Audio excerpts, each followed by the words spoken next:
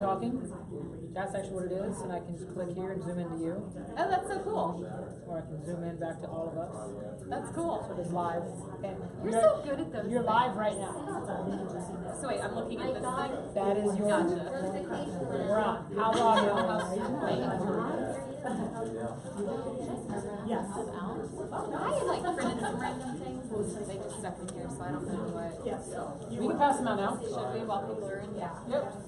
And then you can tell who yours is.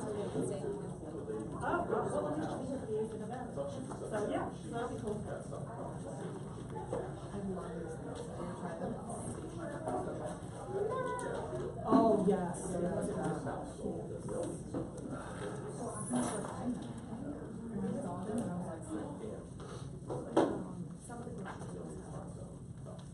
You look tired. Is it because of the new baby or something? No excuses.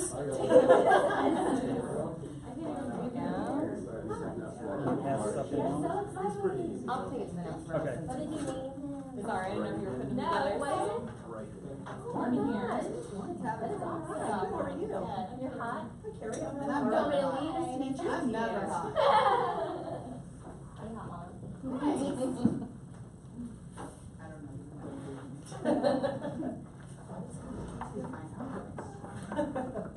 Hey, birthday girl. Did you have a good day? If you're watching right now on Facebook Live, thank you for being here. We're just getting some of the paperwork out so we can get started. If you would like a copy of this paperwork, then get your pen out right now and email asc@kw. You can walk through. asc@kwoviedo.com as Agent Services Coordinator. So if you want these handouts, then make sure you shoot that email so we can make sure you get a copy of all of this.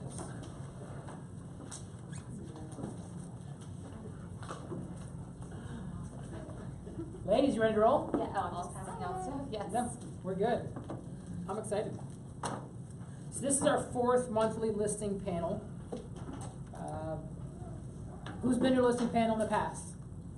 1, 2, 3. Whose first listing panel is this? Everyone else. Fantastic. So the 3 of you who have gone, it will be the same questions. Can you give me a little bit of feedback of what you've heard in the previous that said, this is why I'm back for more? What made you come back for more?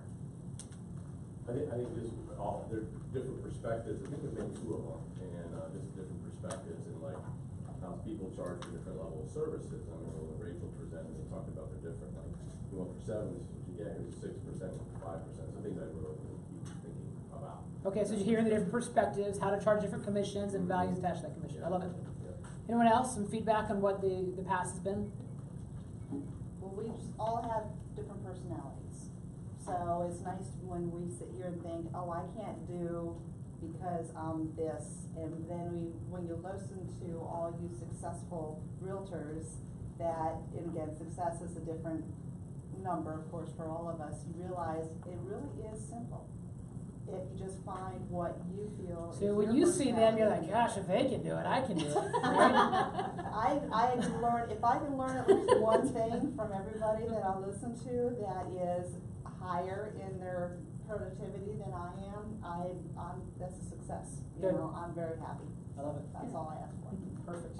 So those first timers, expectations, or why are you here now? What are your expectations you'd like to get? Because interesting that this is always the most interesting time for a classroom. I don't know if it's the same thing in Jacksonville. Because is July pretty much the busiest real estate season, and the busiest family season, and the busiest vacation season. And so we find a little bit of drop off with attendance, and I am a firm believer that it takes 2 people to have a great meeting. So even if none of you showed up, I was going to talk to you guys about that. We are Facebook Live right now, and then we're going to have this recorded and archived to our YouTube page.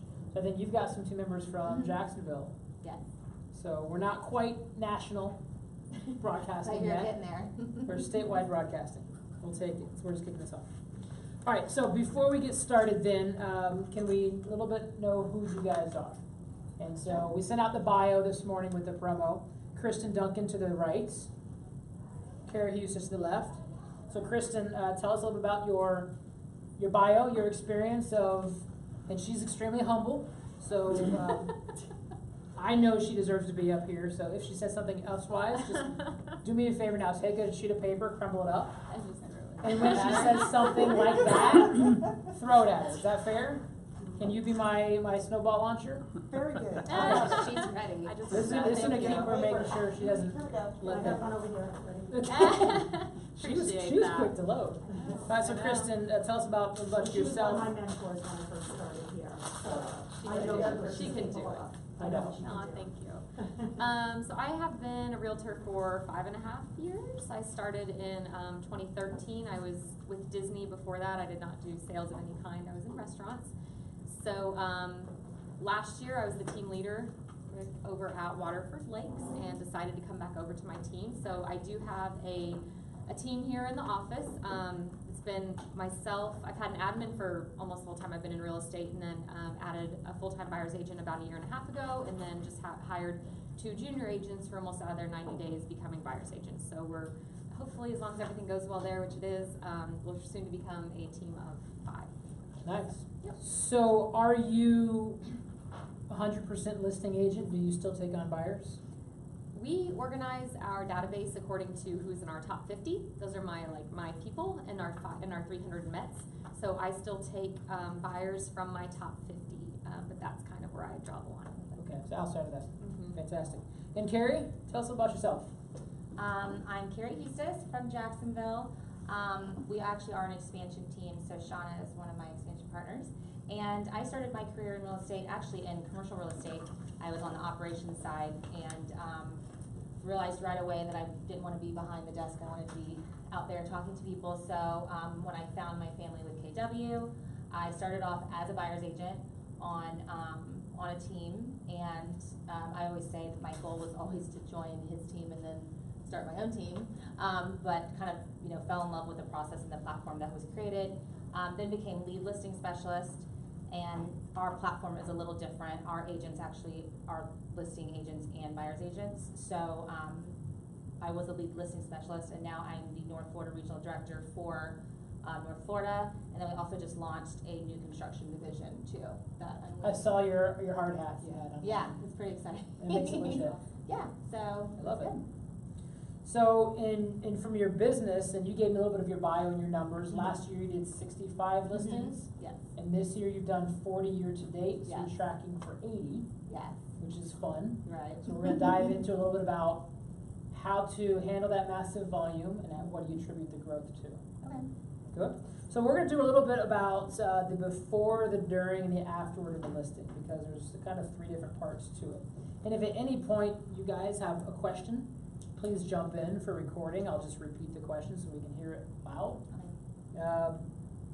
And so, Kristin, tell us, what do you do to pre-qualify for listing? Well, I guess before we go there, where does your business come from? My business is, for listings, is about 80 to 85% referrals and my farm area for listings. It'll probably be about 85 to 90 actually this year is going to be my farm area and referrals from past clients and friends. Okay, and the other 15 is just random? Random things we get here along the way. Yeah, we do a little bit of other marketing, maybe a Facebook thing, maybe someone who comes in as a buyer lead wants to sell, something like that. Okay, so you've got strong referral business, enough to, if it's 80% and you did 10 to 12 million, then it's $9 million of referrals. What do you do to systematically communicate with the database to get listings? Because I hear a lot of people, their database feeds them buyers. Anyone have that opportunity or problem? And it's like, they feed me buyers, they don't quite feed me the listings. So what are you doing to get fed listings? Anything intentional? When I talk to them, automatically the conversation goes to, if I ask them how their job is, how's work going, they all know I used to work at Disney. A lot of my business comes from my Disney sphere. So they're automatically going to ask me, how's business? Oh my gosh, we're growing a team. So I tell them what I'm working on, that I have a team. I'm primarily doing listings. Heather and I go a lot of places together so that they know Heather too. They know she's my buyer's agent. So I kind of share with them, not necessarily my unit or number goals, but that I am growing into a listing and referral only type business. So a lot of them are aware of it. On my Facebook page, my social media, I mostly just put out there listing stuff. not that I won't take buyers from anybody, but I try to keep the conversations, I guess, listing focused. And if I am, you know, if I have helped them buy in the past, they are all well aware that we do listings also.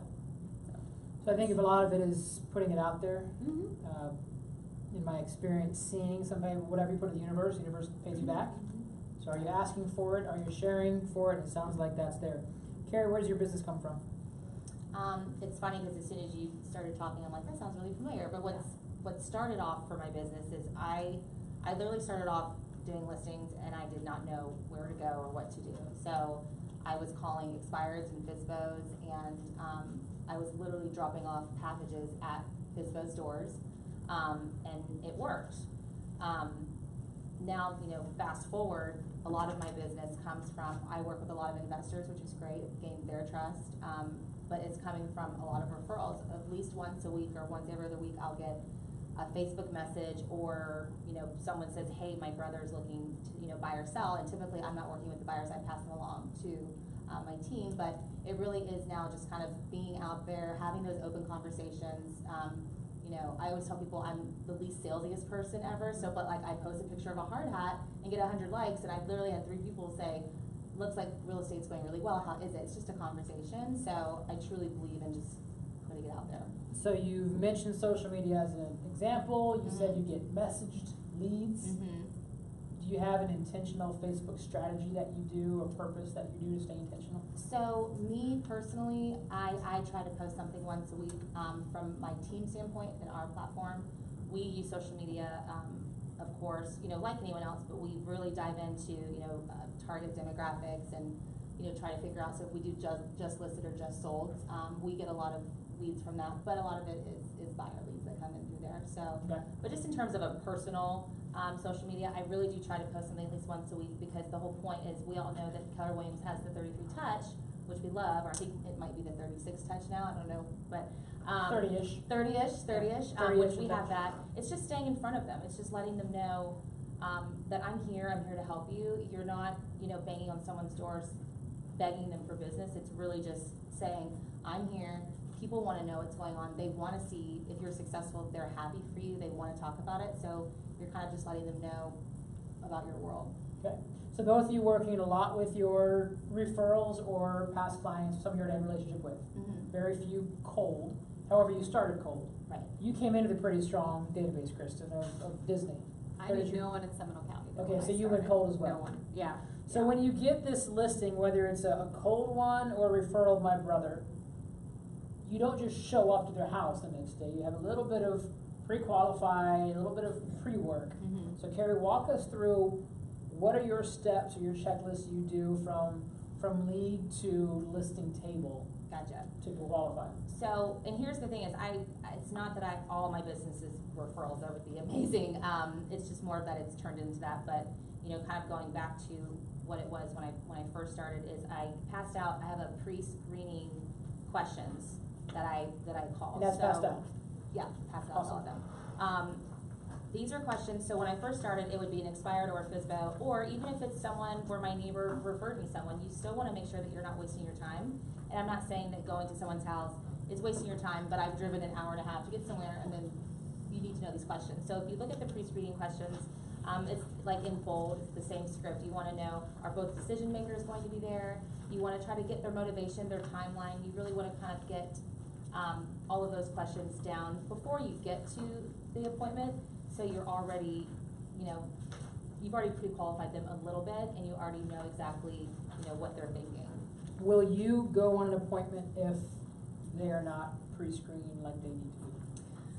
So I've learned the hard way. It's really hard because I hate saying no to people, so I get it. They say, oh, well, you know, my husband's not going to be here, but I really, really, really want to meet with you. Of course, I've gone on appointments. I, from a safety standpoint, will not just show up at someone's house. We had an ISA department, and our ISA used to set us up on FSBOs and expired appointments, and he would just put it on my calendar, and we realized that that was kind of a recipe for disaster because I really wasn't pre-qualified from a safety standpoint, and I didn't really know everything. If I would have made that phone call, I would have figured out that they were upside down on their mortgage, or, you know, just those who's the decision maker, what's your timeline. So I think that you can gauge you know, if you feel like it's a good fit for you to go on the appointment, but I would try to pre-qualify always. Okay. And Kristin, what do you do in addition or different from a pre-qualifying standpoint? I mean, similar. I'm gonna ask them if absolutely, if everyone that's involved is there, it has become a huge one. I think I learned that the hard way multiple times, going to a house and they're like, oh, my husband's out of town, I plan on telling him when I get back that we're thinking of selling. And So you're first, like, do not go on appointments if Yeah. you cannot get both parties Yeah. to sign the paperwork. Yep. Otherwise, you're just kind of doing a really cool Yep. show and tell. Mhm. And you have to go to the whole thing over again Yep. to the next party. There's your first takeaway, please. It's gonna be discipline, right? When, over here we have the bold law, and people on Facebook can't see it. It's be, do, have. And if you wanna have a business like these ladies have, you have to do what they do and be who they are. Which means go take your time seriously, which means if you're going to sit in front of somebody and put your best foot forward and ask questions, you need both people to be there. And maybe some scripts of how to dance around that. If the husband or the wife works late, but come on and see me, I'm doing the heavy lifting, then I'm gonna go do that. So, I didn't mean to cut you off mid-sentence, but I was like, that was that timeout, write this down. You're good. What do you do when someone says, my wife won't be there, she's out of town, I'm doing all of this, and once I decide, then you can come back and she can sign? Do you have a script? I just try to drill down why. Like, why are you the only one home? If they really are a decision maker and the other person has already relocated somewhere else, that's a big difference from, oh, well, he's just at work. And then I can come, I work weekends, I can come on Saturday. I'll try to just present alternatives. So I don't really find it horribly difficult. I don't. And I try to explain why. I'm just honest with them. I don't come from a perspective of waste time, but listen, it's funny, I just got a call from my farm area from somebody I've never met. I know I've knocked on their door, but I've never met them, and I'm going to their house this evening. And she's like, I have 6 kids, and this house is like closing in on me. And, you know, you ask, are both people gonna be there? And like, what did she say? Her husband doesn't, she said, can you come at 3 o'clock? And I said, are both people gonna be there? I said, because you have a lot of kids, I don't wanna waste your time. And if I have to come back and tell your husband all this, oh, actually, he gets off work at like 5, so can you come at 6? Yeah. So I present it from, like, never from my perspective that I'm gonna waste their time. It's always, always, always about them. That you guys have 6 kids, why do you want me there twice? Like, I'm happy to come, but let's make the best use of your time. So just keep it about them, always. So, Carrie, have you ever yeah. gotten pushback doing something like that? I definitely have gotten pushback. I think that drilling down, I always say, like, peel back the layer. I think a lot of agents in general, we're so excited when we have a lead or we think we have the possibility of helping someone. We're just excited. So instead of just kind of agreeing with them saying, like, you're letting them drive, right? So yeah, come at 3. We'll ask if the other person's going to be there, and if they have real, you know, pushback for you, I always say, well, is there a reason why? I just want to make sure that I'm not wasting both of your time. I really want to make sure that you're hearing it at the same time. And the reason why I say that is because I have done it where I've told the husband, I've gone through the whole listing presentation, and then I do it with the wife, and they heard 2 separate things, and that's happened to me. And so you just want to make sure that they're both there. So it's just having that open communication and everyone's on the same page. What about the situation if they legitimately, one of them's traveling or something, and they're not gonna be back for weeks? Can you try to lock them up and get one of their signatures and send it back for each signature or something, if they say they have the okay to do it? So if it's a legit out of town, he won't be home for a week and a half. If you don't come over, I'm gonna find an agent who will. I've definitely done that, and I think that that's where you can gauge it. I'm not saying it, absolutely not, I'm not gonna come. I think it's just making sure you kind of understand why, but that's happened where the husband was deployed. I'll absolutely come to your house. I would love to go over everything with you because you wanna build that relationship with them. Yep. And building the relationship is actually the whole point of all of it. I say, like, selling their home is definitely the cherry on top, but building the relationship and building their trust, absolutely. I think in those situations, yes, but you just wanna make sure that you're asking the why of why they're not home versus just agreeing to show up and then realizing, oh, we're not gonna get a signed listing agreement today. If I just would have asked those questions. Still get that Right. spouse's signature and then come back with an e-signature maybe for the person that's away, Sure. Yeah, just to lock it up. yeah, and I've gone on appointments where they say they don't wanna sign for 2 or 3 weeks, and that's okay. I'm not here to, you know, I know in bold, they say to make sure, but sometimes people aren't ready, there's a death in the family. So I think just kind of, you have to kind of use your own discretion. Well, I think you could also, I love what they both said. You push a little bit, And they might go, oh yeah, good thinking, come at 5 instead, right? Because they just thought it would be more convenient for you to come over whenever. Possibly Skype in the spouse during a business trip. You know, they're at a conference till 5 o'clock. Great, I'll come over at 7, let's Skype them in. That way you can still do a live presentation with people across the globe. So give that little bit of pushback to think outside the box. And if they just kind of resoundingly do it, let's not lose the listing opportunity. Right. But let's put that out there. Do either of you use pre-listing packets? I don't know that this is the best use of my time, but it's what I like to do. I somewhat do like a 2-step listing presentation anyways, I would say.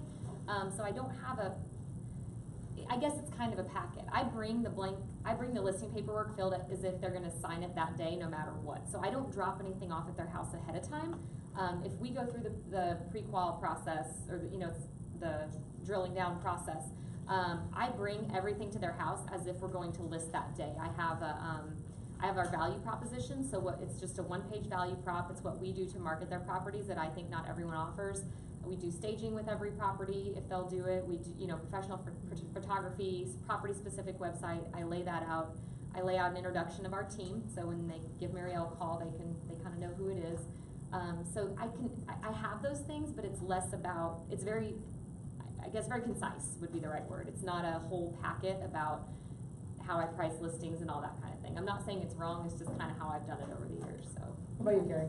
I would say ours is a little different. I definitely go to their kitchen table expecting to have a listing agreement signed, so I actually I would have a folder where I would have the listing agreement there. I actually have all the information already filled out. Might be presumptuous, or in bold, they say I do it. too. I do that too, absolutely. The seller's disclosure, HOA, every disclosure you could possibly want is on the left-hand side, and then on the right-hand side, we have these little customer guides. We also have a larger PDF Word doc, so it depends on my target audience. But we have a little customer guide, and they just love this because I've realized that they leave it on their coffee table, and then their neighbors are like, what's that? But it really just goes through who we are, who I am, who my team is, because since we are a team, it does work a little different. Understanding, explaining exactly what that means, what's a transaction coordinator, kind of letting them know exactly the next steps. Truly, our team, we believe in communication. Everybody wants to know what's happening next. So throughout the listing presentation, I'll say, okay, now I'm gonna go over this. When I leave here today with the signed paperwork, I'm gonna hand everything over to my transaction coordinator. They're gonna be reaching out to you in 24 to 48 hours. They're setting up your photography. I mean, I'm literally just outlining everything and just making sure they understand what my role is and their role is. So both of you have a tangible walkaway, marketing, value prop, testimony. However, it's not necessarily, I'll see you tomorrow, drop it off. Right. It's while I'm here, this is a coffee table, sign the paperwork, you read that, let's go get started. Right. Okay. What are the most common objections you're getting right now, Carrie? In this market, we have the same old, and we're in a shifting market a little bit. Right. So what are some objections you're getting, and then I'd love to hear from the crowd, some objections you guys are getting, and see how you guys can handle them. Okay, so we are 2 different markets, so Orlando and Jacksonville. Jacksonville, the shift is already happening. So I don't know if you guys are feeling it with certain price points. There's certain areas in Jacksonville, like Riverside and Avondale. Those were 2 huge booming neighborhoods, and they're still booming, but we're at the point where houses we're not getting showings the way we were, so you're just starting to see it. The main objection. Kristin, are you getting that? Yeah. With those price points as well? Are we feeling the same shift, would you say? That's tough, What's price point is that? yeah. That's in the 350s and ups. Under 150, they're still flying off the shelf. 150 still exists. Yeah. There's 2 neighborhoods in Jacksonville that investors have really saturated, and they're just scooping up all these old houses and totally remodeling them. Okay. I mean, anything under 200 is typically under multiple offers within a couple of days, so it's still there.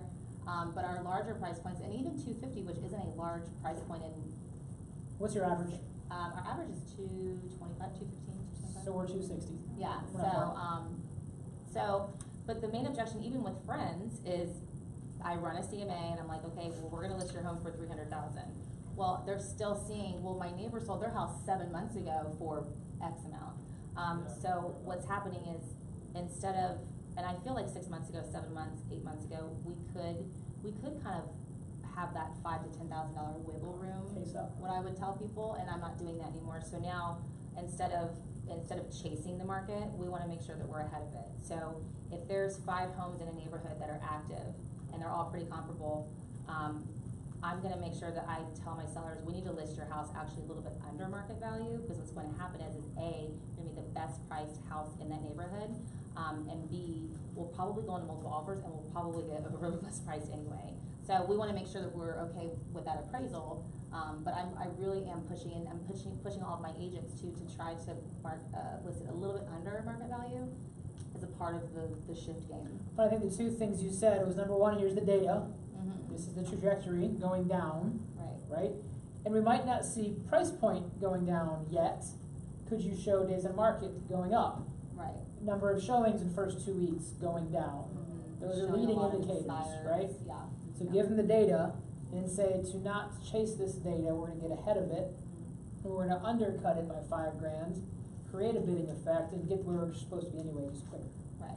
Either way, we're gonna settle at 225, depends if you wanna get there in 45 days or 5 Right, days. and just because we're, going ahead of the market, it doesn't mean, and we're, let's say we're lowering it a little bit, it doesn't mean that your bottom line has to change. And make sure that they understand that, because when they see $5,000 less than what they originally were talking to you about, they start to panic and they think that you're talking about what their bottom line is, and that's not the conversation. And then really quick, that's a great point, is I always run expireds in that neighborhood, and of course active, because I want them to see who their competition is, and I want them to see, well, that house was priced at that and it sat on the market for 175 days. Love it. And I use usually the fishing. This is the bait that got the bite. This is the bite that actually got the good fish. These expired, and they just sat in the water, and no one ever bit it. The pendings, we don't know what they caught yet, but we know we have a fish on. Right. The bait got somebody on, but we don't know what kind of fish we have yet. I like that. And so that kind of gives that analogy there. What are some of the objections you're getting, Kristin?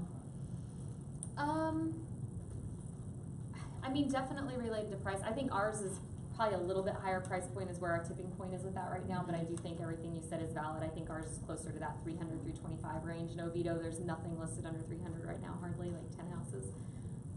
So with the overpricing, a couple things that with the overpricing conversation, because that's what they always want to do, is they think, because we've been in an uptrend for what, 5 years plus right now. We've had a huge uptrend, 6 years. They think that's where it's still going. They're not following the subtleties of the market, which is what we're doing. So in their mind, it's still going up, up, up. So I always look at Zillow, and then I know what I'm walking into. Where are they going to want to price this house? Yeah. And I'm kind of prepare my objections based on that. Because if their house says, I tell them, I personally had an investment property that was listed, Zillow said I should have sold it for $90,000 and I sold it for $175,000. Like, this isn't always accurate. So, but I print it, the front page Zillow, because I want to go in knowing what they think their house is worth. The other thing I run to kind of combat that is RPR. I see if it's in line with what I price the house at. So the RPR app is great. It's not the only way you should be pricing your properties at all, but sometimes you can tell your clients this is a third party's opinion of your home, and this isn't me. This is literally, this is off of a website that I ran money for real estate professionals, or I ran for real estate professionals. Here's what they think your house is worth, if it's in line with what I'm thinking, to kind of back that hey, I'm not the only one that's saying this. There's multiple sources now that say this is what your house is worth. So you subscribe to RPR. Mm-hmm. Tell them more about that if they need to know what is RPR, what's it cost. No, Question on that, I Kim? just use the free one. Actually, I do I have a use the question. free I one. also use RPR. Do you use the adjustment part of that, like the CMA, or do you just take what the automated values in the front page? I've done that a couple times, but I really have only used the adjusted if I needed further support of my CMA. I've been debating lately if this is the best use of my time, but if they have a lot of updates in their house and have done particular things that they're very eager to tell me about, I do run like a line-by-line CMA. So I do use it just in MLS. I use their line-by-line and run it. So I've done that on RPR a couple times, but typically I just print out the front page if it supports what I'm saying, because it's not always right. Just like, it's better than Zillow, but not always on right. So sorry, and I shouldn't have said I use the paid. I'm not very tech savvy, and I just use the app and. Say what's real. They want real. Yep. Thank you. What are some other objections you guys are getting that you could hear their awesomeness with? you've been stumped with, you know how to overcome it, it always comes up. I think commission's really tough right So now. I know I was you're not just asking gonna- me, but commission's really tough. That and Open Door and OfferPad recently has been, well, they're gonna come in, they're gonna buy my house, they're gonna give me this price. And we had Ray Lopez in last week, and he broke it down. When you look at all their fees, they're really not, they're losing a lot. You know, they're turning around and selling the house 6 weeks later for $30,000 more than they bought it from the buyer.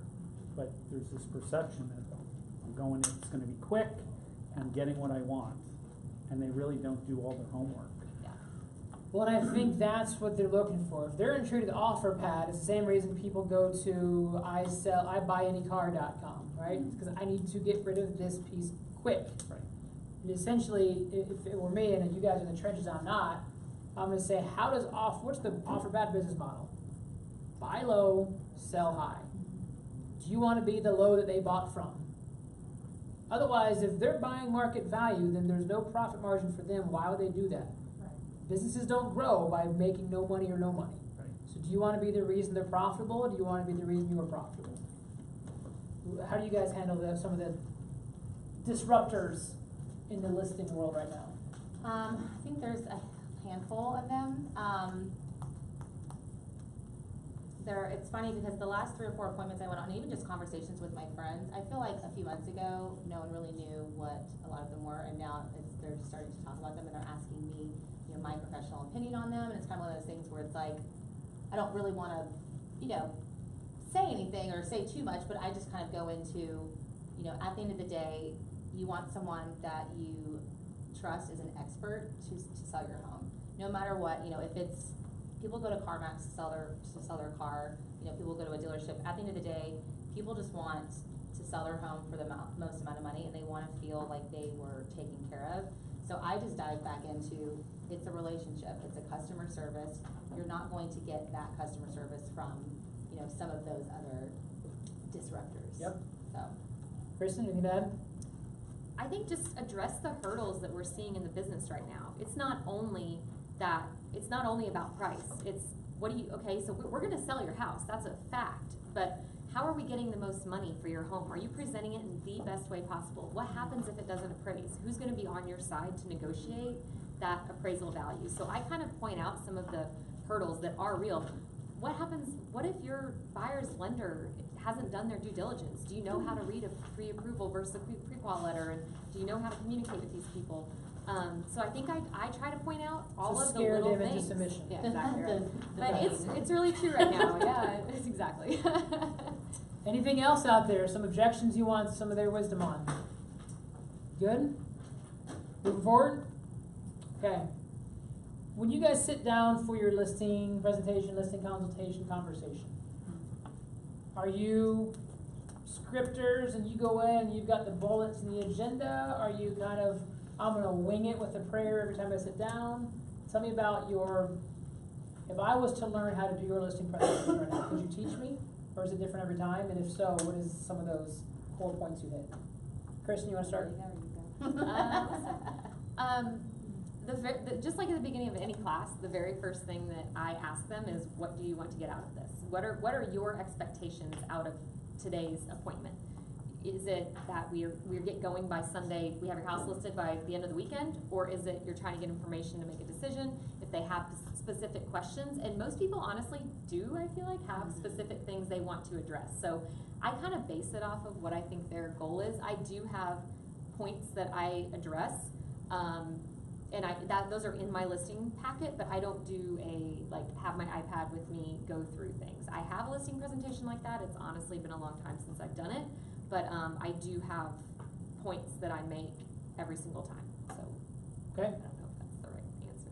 It's your answer, so it's the It's right your answer. Well, I love this because I feel like you are getting 2 different perspectives. So I totally agree with what Kristin's saying in terms of you want to know what they're wanting out of it, because at the end of the day, they may not want to hear your whole spiel, right? You need to figure out who your target audience is. Every single person is different. I've had some listing appointments that last hours because there was a death in the family, or you're I'm kind of catering to their needs, and I've had 20-minute listing appointments. But to answer the actual logistics question, I come in every single time with that packet. So I still have all the paperwork, and I do run through the customer guide. When I first started, I would definitely go through like every single kind of line item, but now I can say it backwards and forwards with, you know, my eyes shut. But I say that everything's a script, and not in a salesy way. I just think that everything kind of is a script in the sense where you're the expert. They're wanting to know exactly what you're going to do to get their home sold. So I don't even think I'm doing it sometimes, but I'm just saying scripts from Bold or whatever. But I just really go through the structure of my team, how it is different, what we're going to do, what makes us different than a single agent. So I really kind of try to hit every single key item, a part of our platform that would kind of get them excited and hopefully choose us versus another agent. But what I heard from both of you, and this isn't far from a recruiting consultation, you have the customer guide, you have the PowerPoint, you have it, you don't start with it. It's there as a resource if you need it. Right. You start with a conversation about them, their motivation, their hot buttons. When you address their hot buttons to overcome it, you might have then data and charts to show it. But if you were to start and go, okay, page 1, as you can see, our mission statement here at the Edge Group, they're going to be like, oh my goodness, right? Or they love it, depending on who they are. Right. And so that's where you want to start off. Have the data, don't use it until you need it. Right. Craig Delahoy, I know he's been your coach for all of your career. Yeah, ever. Day one. So shout out to Craig here. If he logs in, we'll be global. You want to text him right now? Text him, tell him to get on. I want to go global! He was teaching a class about door knocking one day, and I think it's relevant to anything. He says his son was watching the old school Batman cartoon, like the wham and smack. You guys know that one? And Batman was hanging from a helicopter, and his leg got chewed on by a shark. That was what happened in this Batman show. So everyone can relate to that, right? And so he looks down his utility belt and said shark repellent spray. And he pulled it out, spray, shark gets low and he goes free. So he says, you never know what's going to come at you. Batman had to be prepared that he would be bit by a shark that day. And he was ready to pull out shark repellent. But if you started off with everything, so have the tool belt, have the resources. It's the same 5 objections, probably 3 objections. Yeah. Do you have a utility belt that can overcome those and help you overcome those? Is what I'm hearing from both of you. Absolutely.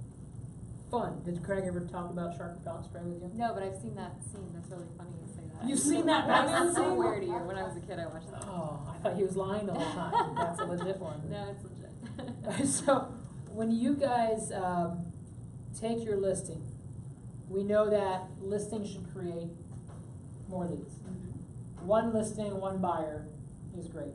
Essentially, if you get one listing, it should just snowball your entire career, right? It should catapult. It should. Do you guys have a number of how many leads you get per listing? Is it something you track? Can you gut feeling what it is as far as an expectation? I don't know that I track leads because it really depends how hot the house is, how long it's been on the market. But our goal is a minimum of 2 closings off of a listing. That doesn't always happen. 2 additional or 1 plus 1? 2 buyer closings off of a listing. Okay. That's what we goal for. We all know that number. I mean, it doesn't always happen. I just listed one this month for 165. It was gone in like a day. We never got anything. But we do really try to keep in our heads that if we got 15, 20 leads off of a house, something's wrong. Like, not something's wrong, but where's the breakdown here? Because we should be getting 2 closings off of that number of leads. So we do track it in that sense. We track where all of our business is sourced and all of our leads are sourced. I don't know the number of leads. But is 15 to 20 a normal? Like if you do an open house, you can say I have 8 people walk through on average. Sometimes 2, sometimes 18. Would you say 15 to 20 sign calls or online inquiries per listing? We're not getting as many sign calls right now. It's more open houses and internet at the moment. I do subscribe to Listing Power Tools, so we do get a lot of text through there, which is, I really like that service. Any kind of text to us service, people are more comfortable texting, it seems, than calling on the sign these days. But it depends on where the house is too. Like, and try to prep my sellers to do, like, we try to list on like Monday through Wednesday so that we can have time to market an open house for the weekend. And I try to present it to my sellers that way. Not that they don't have a choice, but that so we can maximize exposure. So I definitely try to drive it so that we can maximize, but you know, it depends where the house is. Right. Price, it depends on a lot of things. Price So in point, perfect yeah. world, you are going to list it Monday, Tuesday, or Wednesday, Mhm. hold an open house that weekend, Mhm. and what are you doing to maximize your exposure in that first week? What's the steps? We do pretty much everything then. I mean, we have social media, and admittedly, our social media is something we're working on right now. I'm in the process of hiring kind of a part-time marketing person because we do need to beef that up a bit, but it's out there. It's on all the, Heather's better at this than I am, but she'll post her Facebook, or on Facebook, her open house to different groups. Like there's an open house Oviedo group, I guess. I don't know what they all are, so forgive me, but she kind of handles that side of it. We organize our database, so if we did an open house, for example, in our farm area 2 weeks ago and we had 15 people come through, we categorize them in the database as coming from that area, so we're putting in calls to them to see if there's anyone interested in a pre-showing or a private showing for the open house. So you're adding a tag to everyone in your database Yep. of almost where you met them and what they were looking Yes, for. yep, and it could be from a year ago, it could be from now, but we still try to keep them up to date on what's coming, or first open house, yep.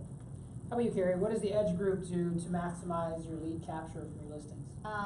Well, it's funny because so we have the same number on all of our signs, and it goes to our ISA department. So we can't track while If you don't have an ISA department, Oh. then who is your ISA department? You. You guys are. So what does ISA stand for? Inside sales agent. Inside Sales Agents. Thank you for calling the Edge group. This is Rick. How can I help you today? Right. And so who's your ISA department? Thank you for calling Danielle. It's Danielle. How can I help you today? Right. So just a little caveat there. I don't want anybody to think like, oh, must be nice. You got one of those. No, so do you. You just are the person who keeps clocking to that job. And I answered all of those calls up until a little while ago. So Okay. and buyer calls and everything. Cool. So ISA department. Keep Yeah, going. that's just our platform, but we track everything. We use CallRail, so it's cool. We actually can see we had X amount of sign calls, X amount of visiting calls. So it's not really live. So I asked the other day. I was like, can I track it on a monthly basis? But it's really like we just have to add up the numbers. So I don't have the formula. It's 1 and 2 is our goal. We want 2 buyers off that one listing is the number that we want. Same goal. I just don't really know. There's no great formula for it. There's no really way for us to really track it because I could have a $500,000 listing where it's been on the market for 9 months and I've had 5 calls for some reason, and then so Okay. kind of the same. We track it through for our CRM and talking about what we do for the listing. We use Boomtown, so the same with Kristin is her team makes calls. We have our ISAs will kind of cold call that area and say we're doing an open house, and so we try to get as much traction as possible. But in terms of really knowing how many leads I've gotten from that one house, I guess it's yes. How many leads is more of what is this system that says we're live. It's go time because this thing's going to be under contract in 15 days. right? We've got to go find 2 buyers in the next 15 Right. days. So sign in the yard. Social media starts immediately. We try to also do the same thing. So we ask all of our agents to, if they get a new listing, put it in on Wednesday, and then we try to do the open house that weekend. We have our ISA department circle prospect the entire neighborhood. Those agents actually door knock the entire neighborhood. We send out a postcard immediately, just listed, and we actually get we've had a really great conversion rate with just listed and just sold recently. People are calling and saying, I just received your postcard. So that's actually. So let's break that down real quick. You said live, and I got you, Kim. Live on Wednesday. Circle prospect, which is call the neighbors. Do you know anyone Hey, who wants to We've buy got a new listing neighborhood? coming up. Who do you know wants to be your neighbor? What do you like about this neighborhood? And we're going to have an abundance of leads, so we're going to need more listings. Do you want to sell? Do you know who wants to sell? That door knocking, same script, right? Right. So essentially you're going to call the neighbors, knock on the neighbor's door, and then every neighbor gets a postcard that says just listed.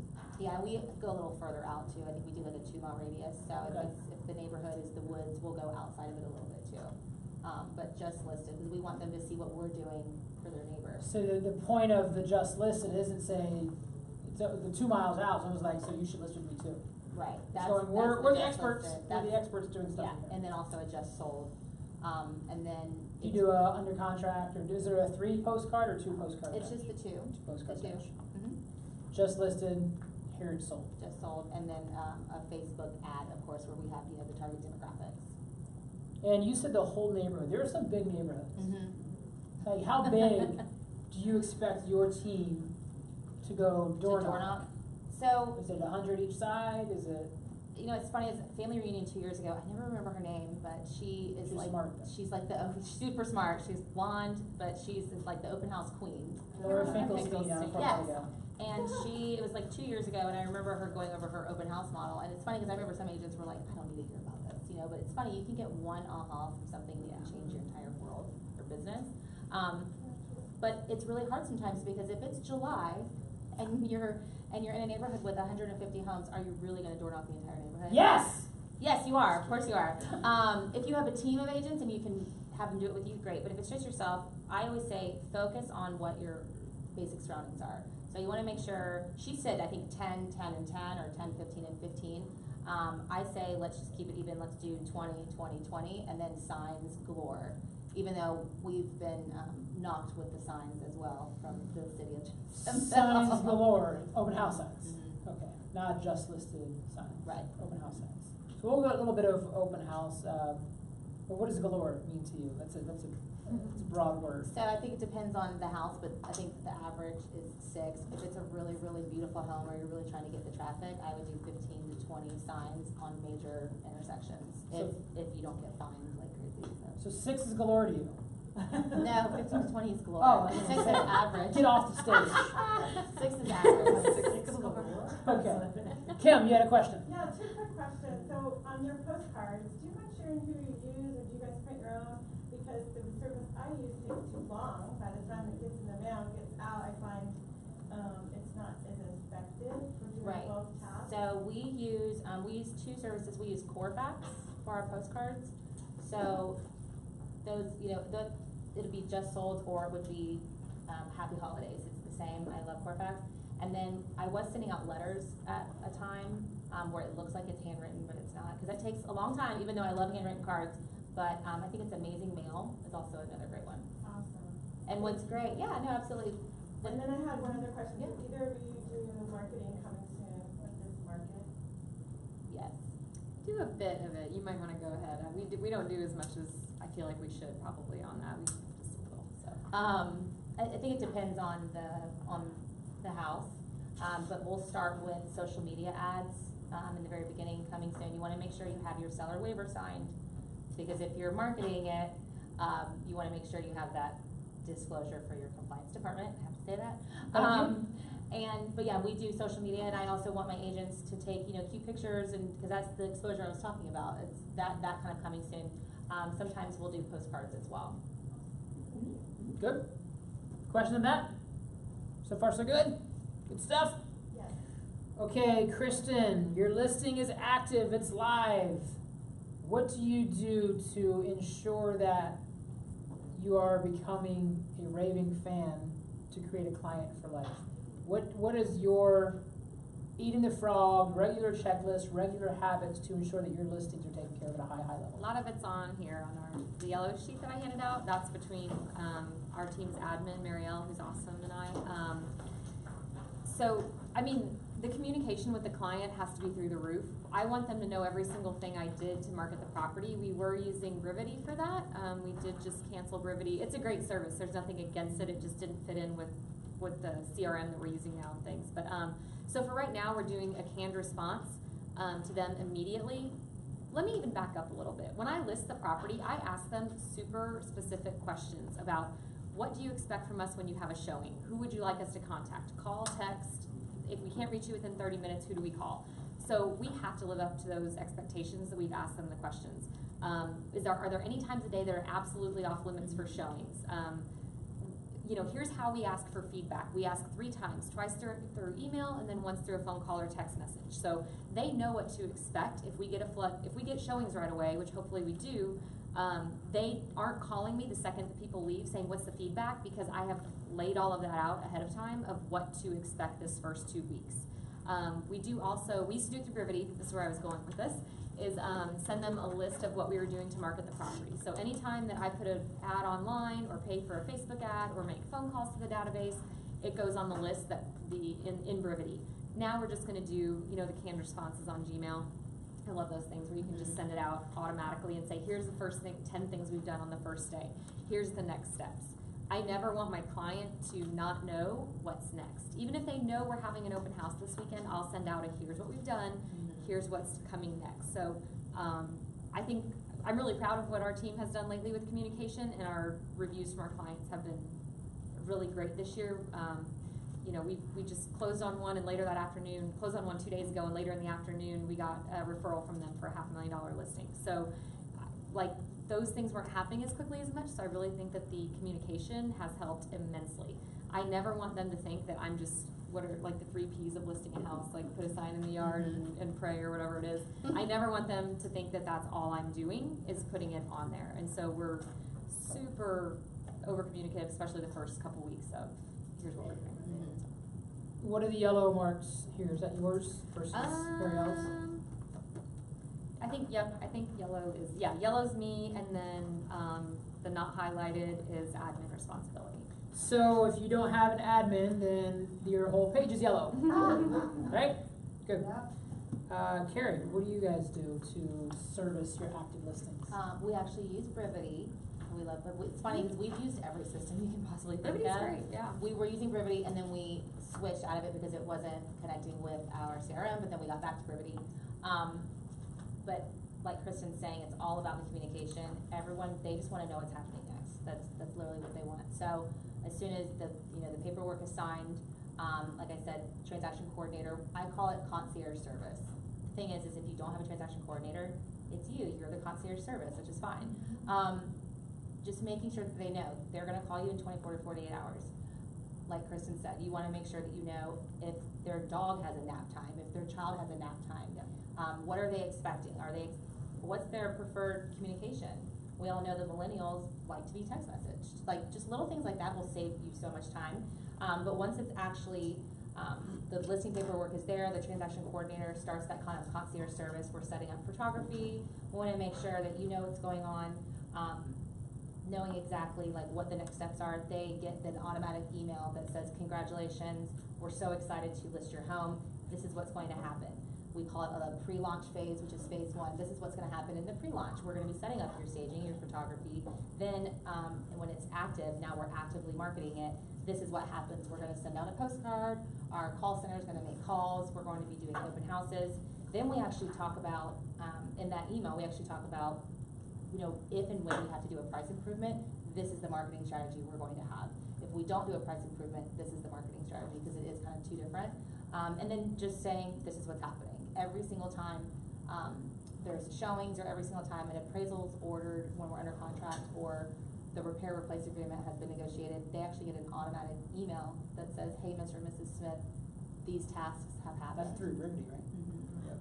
So it's just them always knowing. And of course the agent, you're still having those weekly conversations and having that bond and that relationship, but them having the automatic of knowing what's going on, it leaves the time for you to actually still kind of connect with them. Is there a weekly time block you have to communicate with all your sellers? Do you do it as needed? I do Monday check-ins. What does that sound like? You call me, you got my listing. What does it sound like? Hey Rick, how are you? I'm good. Good. How was your weekend? I'm on the phone, I can't see you. How was your weekend? Fantastic, I had a baby. Good, congratulations on your baby, he's so cute. Thanks. So I just wanted to touch base with you. I know we had an open house on Saturday. One of my agents did that for you. I actually have the feedback, and I will be emailing that over to you later on today. We've had some pretty good prospects. I'll also be forwarding you the feedback, and just wanted to kind of let you know the traffic that we had. So I'll be sending that over later on today. Okay. So you're just, everything that you're already emailing them, you're calling with them the same thing? Yeah. This is what's been going on. Probably this is new competition. Mm-hmm. The house across the street's under contract. Mm-hmm. We need price adjustment. We need to start thinking about it. Yeah. We haven't had any showings the past 10 days. Want to come over to your house this week and talk about possibly that sort of thing. Right.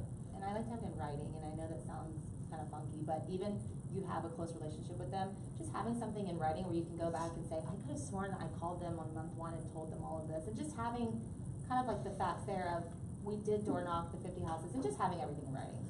Have either of you ever been caught taking friends for granted so you don't treat them like you would a $500,000 stranger? Or have you always treated everybody be like, I don't care if we've been best friends since high school, I'm trying to you think. get to meet a professional?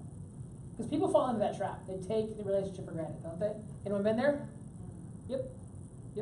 I think that, I'm trying to think, and it's not that I'm trying to say I'm perfect, I'm just trying to think like, have I ever done that?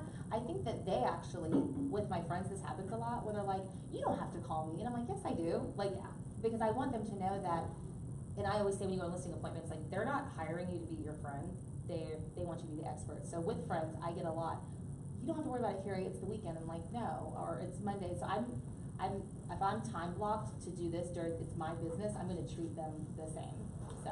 Or they're way more likely to give you a referral Right. because they like you already and they trust you. And you win. You're not getting a referral if someone just likes you. Right. They have to trust us to be there too. Mm-hmm. Good. All right. The listing's closed. Kristin. Now what? How do you become a repeat referral raving fan? Not thanks for your closing, this was fun. Yep. Call me later. What happens? So we do put a reminder in our database. It's part of Marielle's process for a 1-day follow-up. Is that in here? Yep, I think so. Sweet. This is worth the price of admission, right? 1-day follow-up, 7-day follow-up, 30-day follow-up, 6-month and a year automatically. When they close, goes in our follow-up system, our reminder system. Heather offers this, which I think is really cool, which I haven't done on the listing side, but I think it's a good idea. She offers to sponsor something at like a, what am I trying to say, like welcome party, open house party for them, like once they've closed. Housewarming, that's it. I know Nikki Bateman in this office. I know Nikki Bateman in this office and Jeff do really a way better job of that than me, but we're gonna start, kind of offering that on the listing side too, that, you get $100, $50 towards a housewarming party, because then it might spark their mind to have that, to invite us. Mm-hmm. We can see their friends and family. We add them to our top 50 or our 300 Mets list if it was somebody that we want to work with again, and our top 50 list is our like people, our best friends from our database, and they'll be communicated with once a month. If they're in the 300 Mets, they're communicated with automatically quarterly, and that's, we try to just, it's not always a business call, it's often like a personal call. So they're on their 30-day follow-up. Maybe it's we ate at a restaurant that's 2 blocks from their house, and we were just thinking of them and really wanted to tell them about that. On their purchase anniversary, we do send handwritten cards to them in the mail, so that's just an Every year? automatic. Right now we're doing it 1 year. We're debating that right now. I'm not sure what the best thing to do is with that, but right now it's 1 year. We do have a client calendar, and everybody that's closed their anniversary does go on that, so we do at least send them a text or give them a call for the following years, but not necessarily a handwritten is the first year. Trying to think if there's anything else we do right off the bat. Carrie, what about you? What you thinking? The housewarming party, I love that idea. We actually don't do that, but there's a team in our office that does it, and I just think it's genius, so I think I want to start doing that. Close, automatically add them to the database, make sure we have all their updated information. Kind of thinking ahead, day of closing, we actually will print out their HUD statement and put it in envelopes, and we'll mail it out to them a year later for tax purposes. I always put a calendar reminder on my calendar to call them within 2 weeks to remind them about homestead exemption for buyers. They get a 1-year card from A-Cards. It looks like it's handwritten, but it's automatic, but it does a really great job. And then, for our agents, we want them to follow up once a month. It's one of those things where I don't know if it's always happening, but we want to connect with our sphere at least once a month or once a quarter, so. So I've heard both of you guys with Sphere automatically goes into top 50 and then 300. Why not 325? Or could it go 325? Like you had very precise numbers. You called it the top 50 and the top 300. Tell me about that. How do I become there? I want to be in your top 50. So why I chose those numbers is because that's what's become manageable for me. I can handle talking to 50 people once a month. Is this per person, per salesperson on your team? Everybody has their own. They may not have 300 in their METs yet, but that's the goal is 300 METs, so that's why we call it that. So they have a distinct, they know what number we're working towards. If they have 150 right now, that's okay, but we gotta keep adding to it, and they all have, and like, goals on a weekly basis for those database entries. So it could be past clients, it could be people they meet at open houses, friends they met at the bar, whatever. The top 50s are people that will refer us business. It doesn't have no weight on how much we love them. My in-laws, you know, love you guys, but they're not in the top 50. They're not, you know, I know, right? It's you know, they're just not gonna refer me business. It's not a matter of how much I love them, it's who's gonna refer me business. So those can be lenders, title companies, past clients who are our Raving fans, and those are the people where, last year's a perfect example in my business. I was the team leader. I didn't lead gen, I didn't make phone calls, but what I didn't let go of were those top 50s, no matter what. So they're the people that sustain our business truly. So when I have a closing with someone, our closing this week, they've already referred us a $500,000 seller, they're going in the top 50. And we had a great relationship with them throughout the transaction, and he's a mortgage lender, they're going in our top 50 to really spoil. Do you call the person who just got bumped and say, you kind of suck now, you're getting bumped. You're number 51. You were number 50, now you're 51, if you want back in my good graces. It's organic, I tell our team. It's ever changing, your top 15 or 300 METs. We have it on our calendars to reevaluate them quarterly. So if somebody's in your top 50 and they haven't given you the business, but somebody from your 300 METs has given you a lot of pieces of business, they switch. They don't have to know that, but they switch. They get the same email campaigns and video blogs from us. We still love them. It's not that, but I don't track this, but in my mind, I constantly try to think of 10 to 15 people in my 300 METs that I would like to move into my top 50. So just in case 2 of my top 50s move out of town or out of state this year, I have a replacement for it. So if I'm in your top 50, the only difference of what I'm going to receive from you versus the top 300 is more often phone calls. It's not necessarily a phone call. Like More often touches. A personal touch. It's, hey, I mean, I am going at least 4 times a month. I go grab a happy hour or a cocktail or something with people from my top 50. So I'm going to see your eyeballs 4 times a year. That's the goal. Okay. But if it's, you know, if I'm in a house, I have a client that loves old houses, and if I see a cool old house, this one had a bomb shelter, I'll text her a picture of it, or this one had Top of old mind tile. for you as well. But because it's a personal thing, yeah. Do you guys, I remember I listened to Ben Kinney's RE8 Expo. Did either of you go to that? The RE8 Expo? You did it twice? So he had what's called a promise script. And he said 70% of his clients gave him a referral with this script. And essentially it's, I have 3 goals for a transaction: sell your house for the most amount of money, do it in the least amount of time, over communicate with you so you never have to wonder what's going on. Those are the 2 that'll benefit you. The 3rd benefits me, which is by the end of the transaction you give me a referral. If I can do my 2 job, will you do 1? You agree to that? Cool. Then every time he talked with them, he said, how am I doing with step 1? How am I doing with step 2? How are you doing with step 3? And he got a 70% referral from that. Do you guys know how many of your clients give you referrals like he did? I don't have the number. I don't have a top 50 like Kristin. I do, but it's in my head, which I need to probably have it somewhere. But you see the pattern over and over again where you're seeing these people constantly sending you and you know, singing your praises. So, but no, there's not an actual, I don't have a number. I was just curious. Yeah. Because Ben's pretty smart. Yeah. He built Riveting. Both of Yeah. you use it, so. Yeah. Okay, what is a question that I've not asked you that's important to share in terms of how to become a serious market share taker in the listing inventory that you need to hear? I have an interesting kind of thing. So, everyone, I don't know, has everyone taken a disc profile? I was just gonna say that. Okay. That's my thing. When So, he was talking about appointments. If you haven't done a disc, it's DISC, Driver Influencer Stability Compliant. You can find them online, free of charge, and they'll tell you about how you're wired and how you think. So if you're curious of what she's about to say, check out the disc profile. Well, what's funny is you know, when I first took the disc profile, my disc, I'm the highest I you could possibly be. I'm a high IS. So I am a buyer's agent. That's what I'm supposed to be, right? So my disc profile actually is awful for a listing agent. And it's funny because when I first started, it's the unknown. You're just scared, and it's scary. You're like, well, I'm being told that I'm just supposed to be a buyer's agent, and so I just think that you can follow it, but don't kind of take it to heart. I think that I'm proof that you can be a listing agent. It's not natural for me to have, you know, the high D, but it's very adaptive. So if you actually look at my disc profile, it shows that naturally my D is very low, but when I'm in a situation like I'm negotiating or I have an agent who's trying to bully me, my D goes really high and I get the job done. So I just want to say that just because your disc profile is something, do not look at that as a hindrance. Don't look at that and say, well, I can't be this.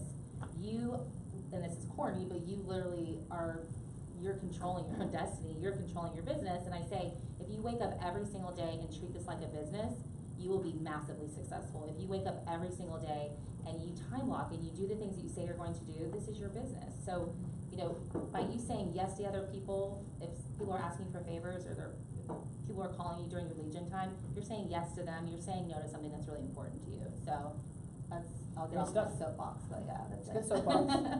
To add on to the disc that I found very helpful is when you're meeting with someone, you try to identify how they are. Mhm. If they're That's a what I high was gonna D say.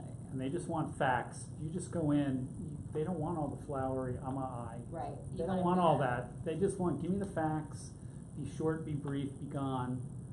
And you have to be able to read that with the people that you're working with, or you're just gonna kind of butt heads. You're never gonna be successful. Right. And I'm sure you've probably figured that out, but I just wanted to Yeah. add that, cause I noticed that for myself. No, that's a great point. Is that what you were going to say? That's exactly what I was gonna say, is I love the KPA for the hiring process. I think it's amazing and we're very lucky to have that in our company.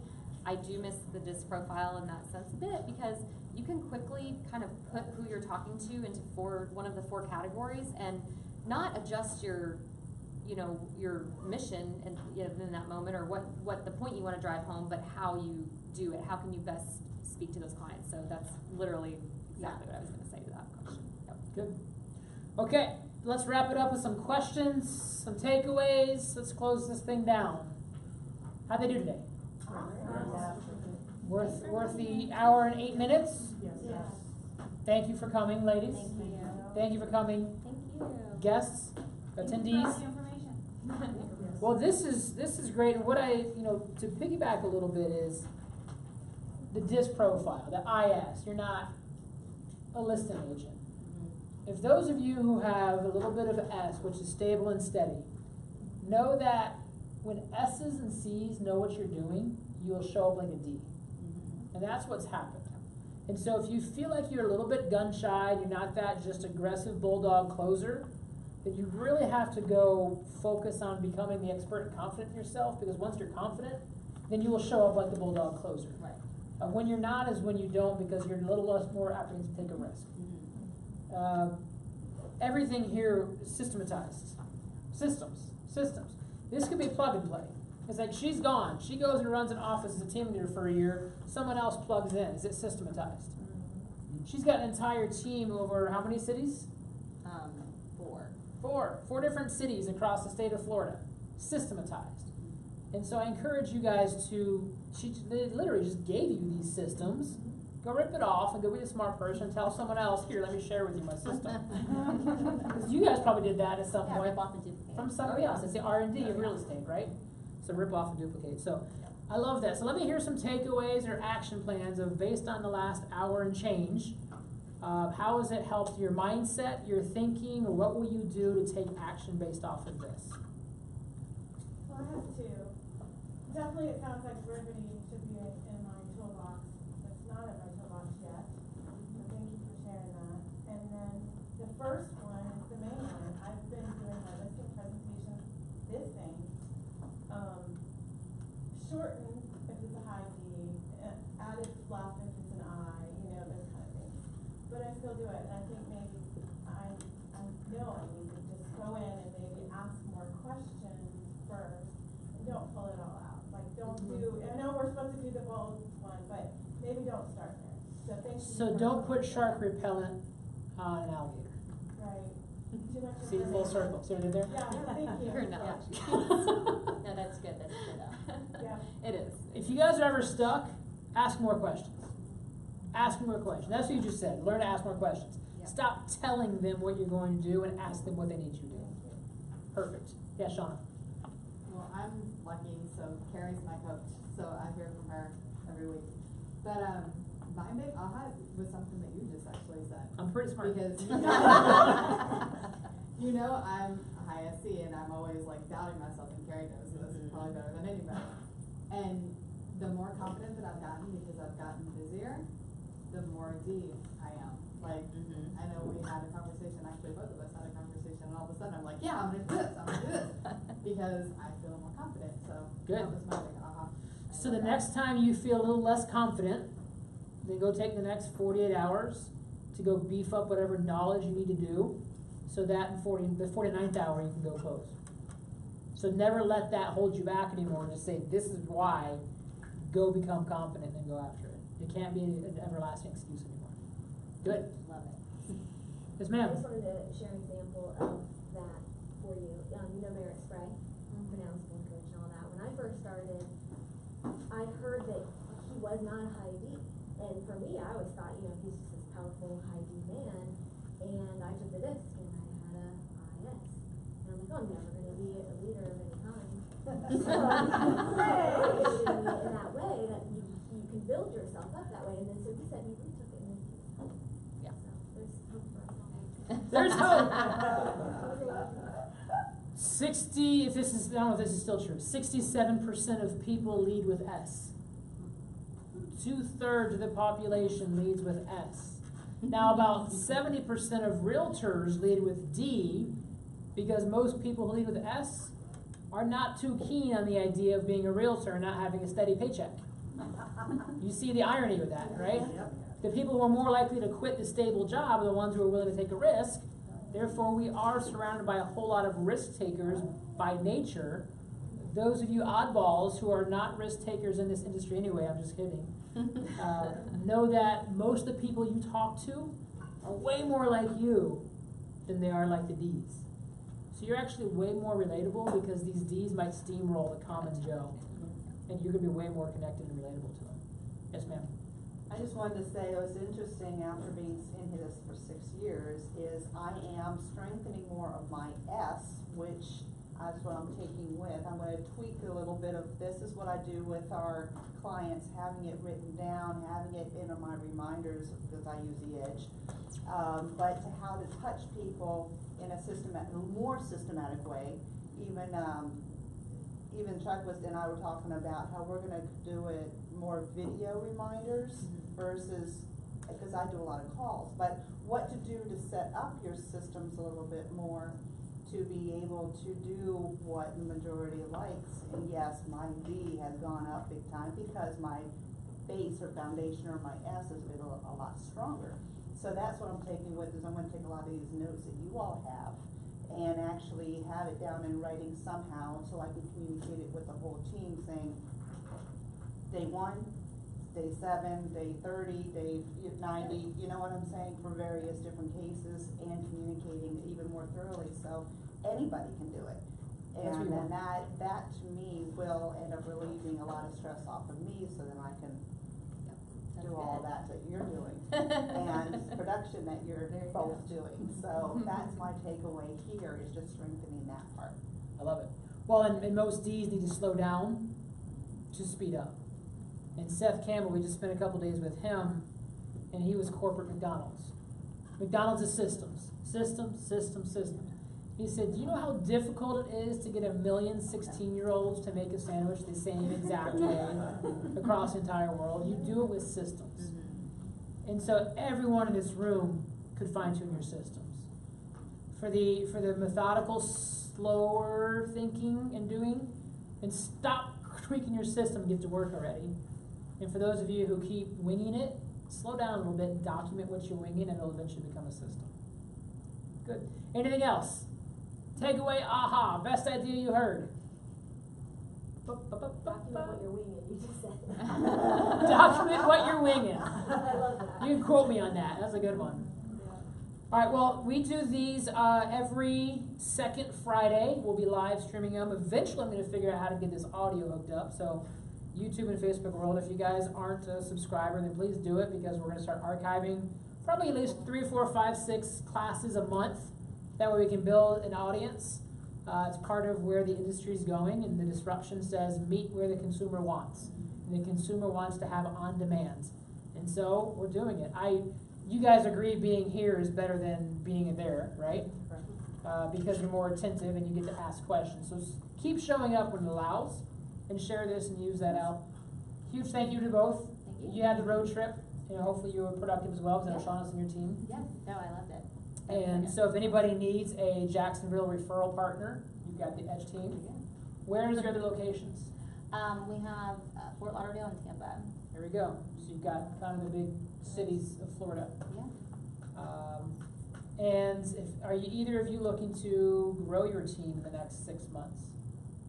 Absolutely.